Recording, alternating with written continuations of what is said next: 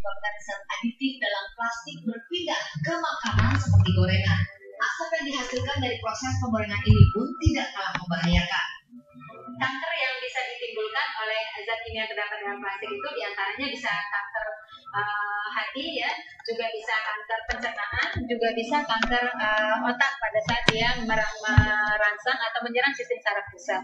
Tetapi selain dia menyebabkan kanker pada saluran cerna kita, sebenarnya pada waktu plastik dipanaskan itu ada asap yang ditimbulkan. Nah, asap itu bercampur dengan zat kimia yang ada dalam plastik akan menjadi asap toksik. Jika yang menghirup itu laki-laki, maka sperma yang dihasilkan oleh laki-laki itu menjadi tidak subur. Tetapi kalau dia dihirup oleh seorang perempuan, maka dia akan mengganggu keseimbangan hormonal estrogennya si perempuan. Tetapi kalau itu dihirup oleh ibu hamil, maka dia akan bisa merusak kromosom janinnya, sehingga janin itu bisa diprediksi menjadi cacat.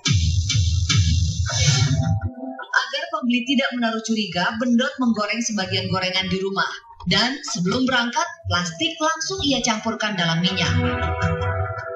Agar Anda tidak jadi korban oknum pedagang gorengan, simak tipsnya sesaat lagi. Gorengan yang diolah dengan minyak goreng dicampur plastik jelas mengundang bahaya.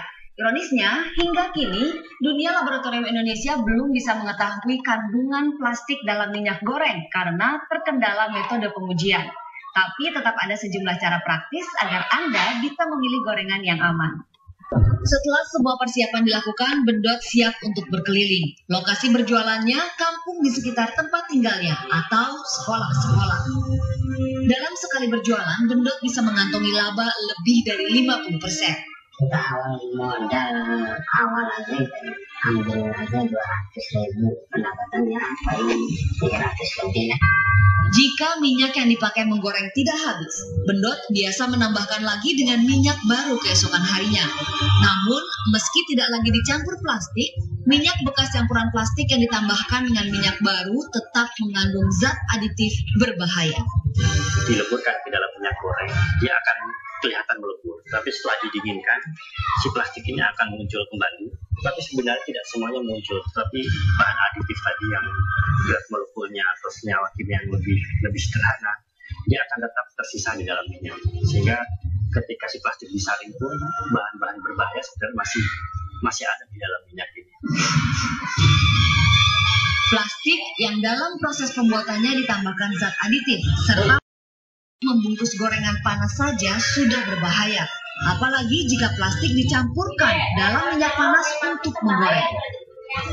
Plastik ini dipakai, terutama untuk makanan, itu ada batas-batasannya.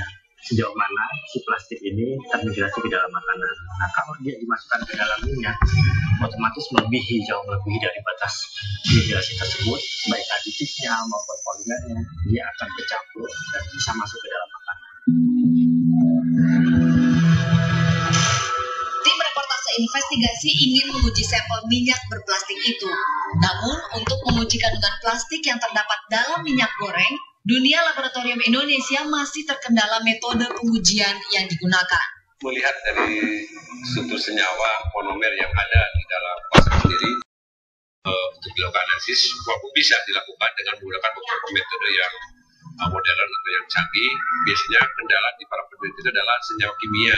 Terkadang di kita tidak tersedia sehingga kita bisa harus menginden dari luar negeri.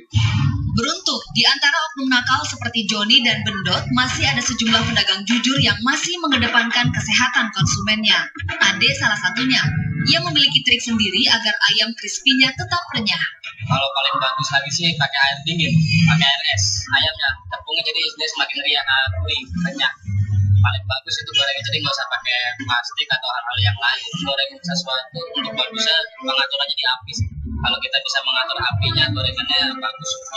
Selain Ade, ada juga Heri. Heri mengelola usaha gorengan milik keluarga yang sudah ada sejak tahun 78 ini. Ia tak pernah menggunakan bahan-bahan tidak alami dan berbahaya seperti plastik. Ini adalah bentuk tanggung jawabnya kepada konsumen yang sudah bertahun-tahun menjadi pelanggannya.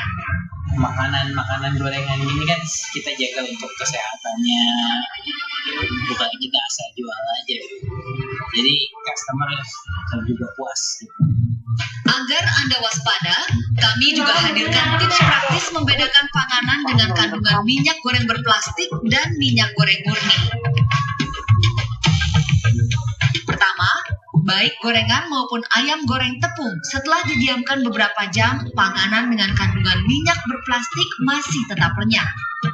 Sedangkan panganan dengan minyak tanpa plastik, teksturnya sudah lembek dan tepungnya tidak lagi renyah. Kedua, jika didiamkan, panganan dengan minyak berplastik akan muncul bintik-bintik putih yang lengket seperti tepung gula.